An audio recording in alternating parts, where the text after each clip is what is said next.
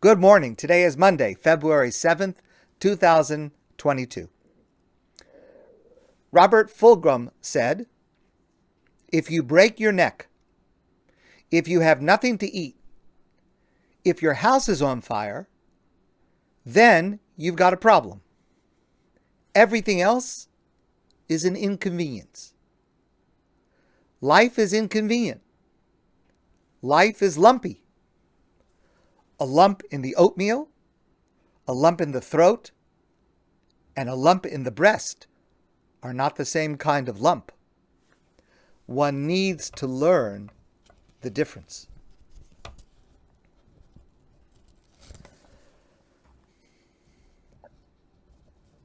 I heard this story from Rabbi Baruch Liederman. There was a woman whose son, Jamie, was trying out for a part in the school play. And Jamie told his mother that he had his heart set on being selected, but his mother was a little worried that he was not going to be chosen. And so she was a little anxious the day that the parts were announced to pick him up from school that afternoon. And when she came to school, her son Jamie rushed out and his eyes were shining with pride and with excitement. And he said, "Guess what, Mom? I have been chosen to clap and cheer."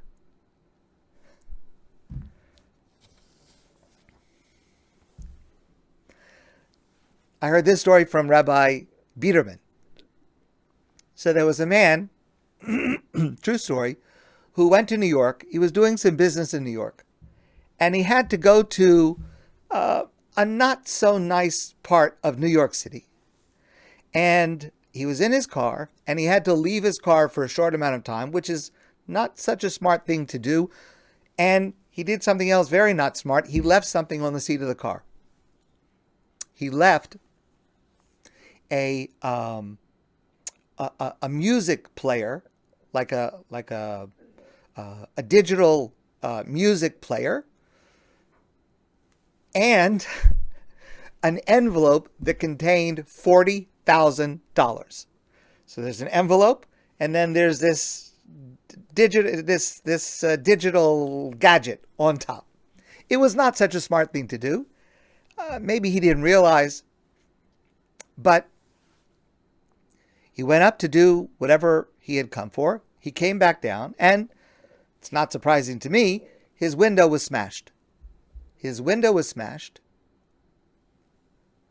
The recorder, the digital recorder, was stolen, but the envelope was still there.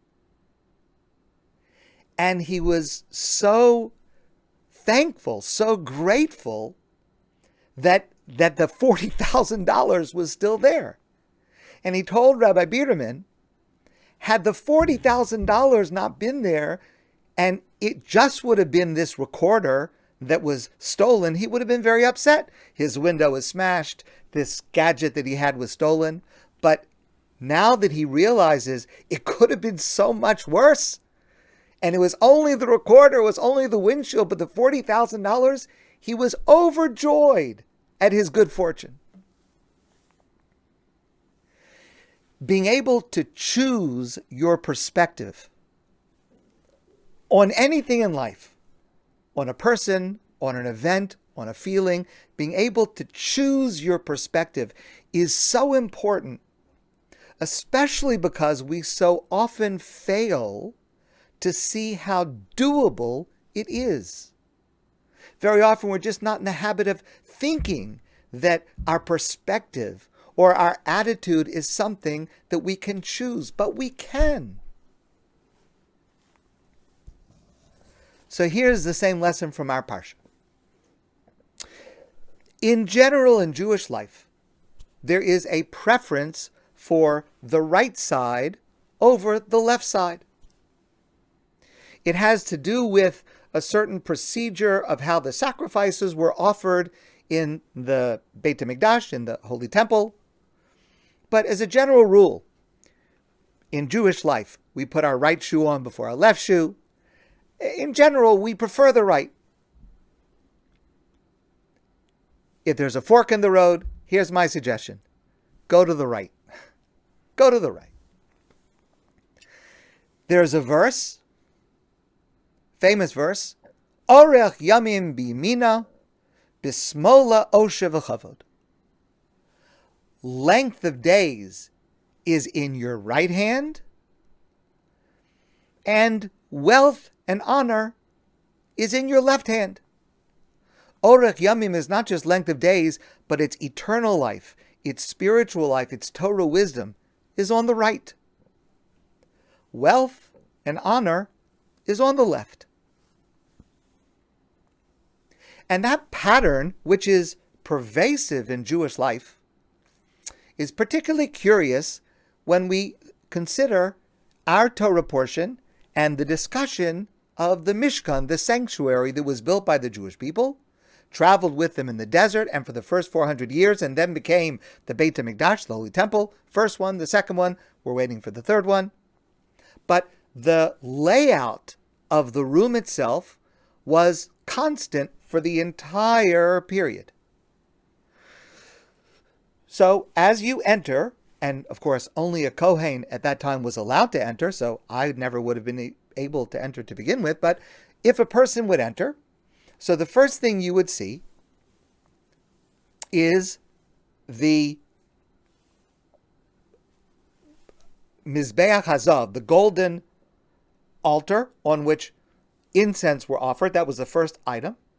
At the very back would be the Kodesh HaKadoshim, the Holy of Holies, with the Aron, the ark containing the Aseret Dibros, the 2 tablets of stone. That was in the very back. On the left side is the menorah. And on your right side is the shulchan, the table. Now, it's curious because the menorah symbolizes spirituality, eternality, symbolized by the flame lit by the Kohen every day. The shulchan, the table on which were placed the 12 loaves of bread, that symbolized the material well-being, the plentifulness that the Jewish people hoped for. But it's very strange if, in general, we see the right as being more important and spiritual and everlasting than the left. Why is it in the Mishkan that when we walk in, we see the menorah, which is about eternality and spirituality, on the left, and the shulchan, the table, which is about material plenty, on the right? Why does that have the position of honor when it should be reversed? Rabbi David Feinstein gives the following answer. The problem is our perspective. We're looking at it from our point of view as human beings who are walking into the front of the room. The menorah is on the left, the shulchan is on the right.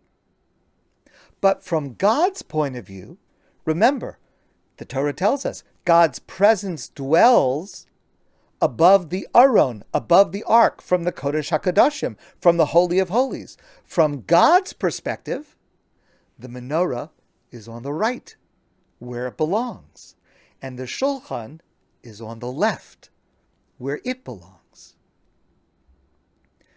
This is such an important lesson in every single area of life, to look at events in our life, at choices in our life, at opportunities in our life, from God's perspective.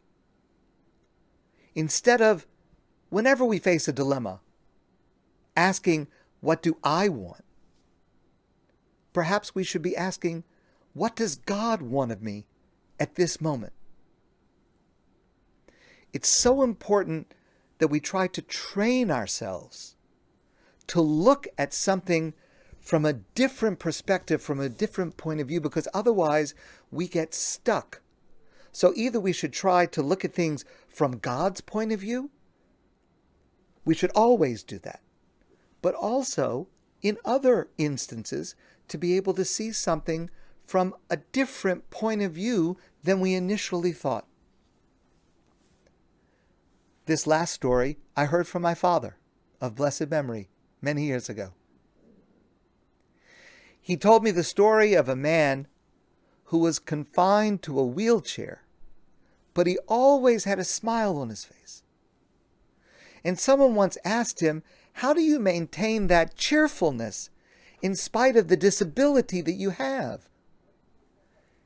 And the man said, suppose someone lent you $1 million. And one day they come to collect and they ask for 100,000 of it back. Wouldn't you be overjoyed that they didn't ask for the entire amount back? So much depends on our perspective, on our point of view. And it is within our hands to choose what that point of view will be. My friends, I want to wish you a wonderful day. And I look forward to seeing all of you soon in person.